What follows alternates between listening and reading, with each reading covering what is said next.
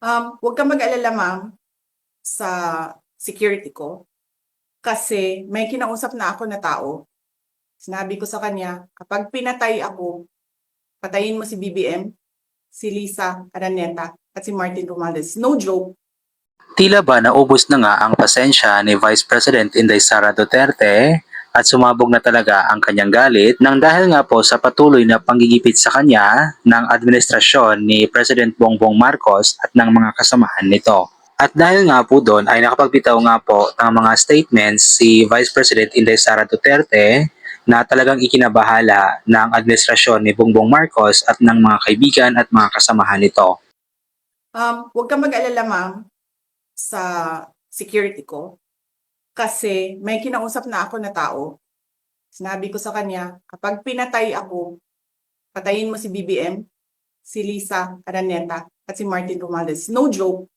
Sa kasalukuyan nga daw ay meron nga daw death threat sa kanya pero sabi naman niya na huwag lamang daw mag-alala sa kanyang security at kapag namatay nga daw siya ay may kinausap na daw siya na patayin din sila PBBM, si Liza Marcos at si Martin Romualdez. Klarong-klaro naman ito na mangyayari nga lang daw ito sa tatlo na nabanggit niya kapag nga may pumatay mismo sa kanya. It is a concern about my death.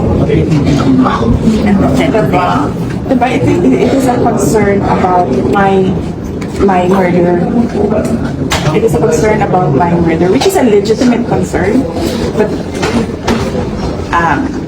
as sabi ko nga, they don't care. Maybe because siguro nga sa kanila galing, so they don't care. And then ngayon, if I express that concern, they would say there's a threat to the life of the president.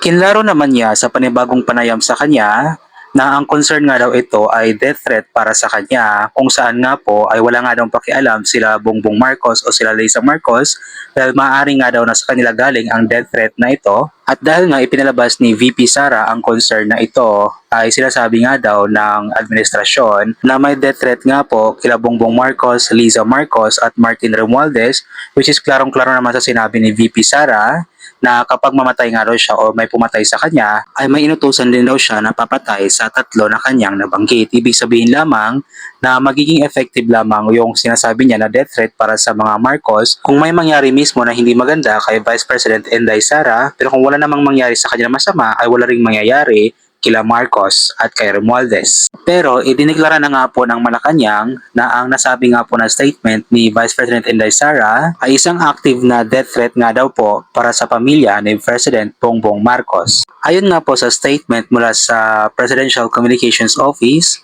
acting on the Vice President's clear and unequivocal statement that she had contracted an assassin to kill the president. If an alleged plot against her succeeds, the executive secretary has referred this active threat to the Presidential Security Command for immediate proper action. Any threat to the life of the president must always be taken seriously, more so that this threat has been publicly revealed in clear and certain terms. Umani nga po ng samot-saring komento ang naging pahayag nga po ni Vice President Inday Sara at ayon nga po kay Senate President Chis Escudero, recent statements made by Vice President Sara Duterte are deeply concerning as they are inappropriate for an official occupying the second highest office of the land. She should keep in mind that as public official, she has a duty to set an example for the personnel in the office of the Vice President and our fellow Filipinos, especially our children.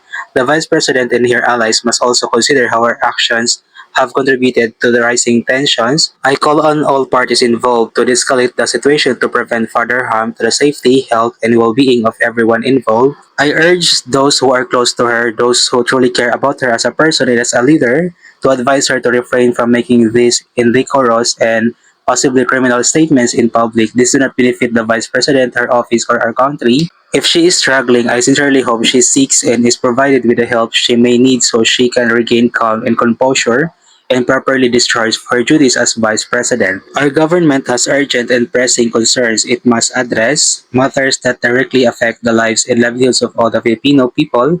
It is imperative that we as public officials focus our energy and attention in resolving these issues, dealing with the erratic and troubling behavior of a high-ranking official needlessly distracts us from attending to the urgent needs of the nation.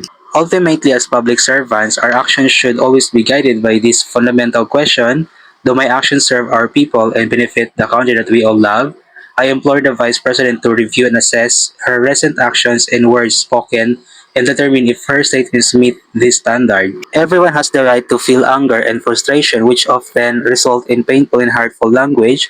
Civil servants such as ourselves, however, do not have the luxury, as our code of conduct requires all public officials and employees to perform and discharge their duties with the highest degree of excellence, professionalism, intelligence, and skill. Let us all strive to have prudence, reason, and dignity in our words and actions for the good of the nation and the people we are duty-bound serve.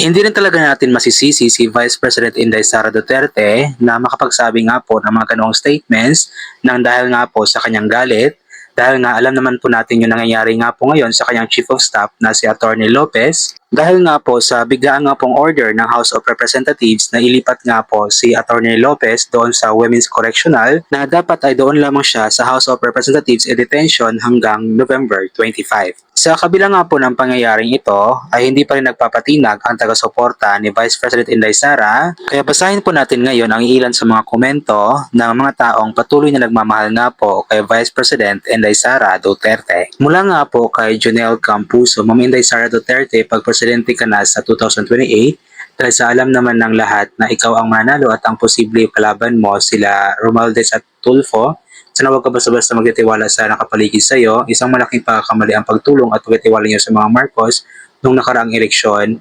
Babawi tayo sa 2028 at ipakulong mo lahat ng nanggigipit sa iyo at sa iyong pamilya at ibalik mo ang war on drugs at i-abolish mo itong Quadcom. Marami kami nakasuporta sa iyo. Sure win ka sa 2028. Mula naman kay John Santos, what cannot be done directly cannot be done indirectly. It's a legal maxim that means a person cannot do something legally indirectly if they cannot do it directly. This principle is basic and is considered to be self-evident. If it were not, then all laws would be meaningless. Ang hindi nyo pwedeng gawin kay VP Sara, hindi nyo pa rin pwedeng gawin sa Chief of Staff niya. Ayon naman kay Manos Nesviar Lloyd, kumpiyansa mo sa taga Mindanao, huwag nyo galitin ang Agila. Alam nyo na kahit anong gawin nyo, di nyo pa rin mapabagsak ang mga Duterte. Kahit lahat na ginamit nyo, gusto nyo eleksyon na bukas agad para malaman natin kung sino pa rin gusto ng mga tao. At bago ko lamang po tatapusin itong reaction video na ito, ay gusto ko lamang pong humingi ng pasensya. Kung politics po muna ang ating content ngayon, sinusubukan ko lamang po. Pero kung ayaw nyo naman po na ganito ang aking content ay okay lang din po. Hindi na lang po natin ipagpapatuloy at depende na din po sa magiging views nito. Pasensya na rin po kung meron po tayong mga nasagasaan sa ating content na ito, yung mga maka Duterte or maka Marcos or maka Dilawan, ay pasensya na po kayo kung lumalabas po dito na tila ba suportado ko po ang Duterte dahil nga po ay taga Davao po ako. Pero nakadepende po yon kung ano po yung opinion nyo ay tatanggapin ko po.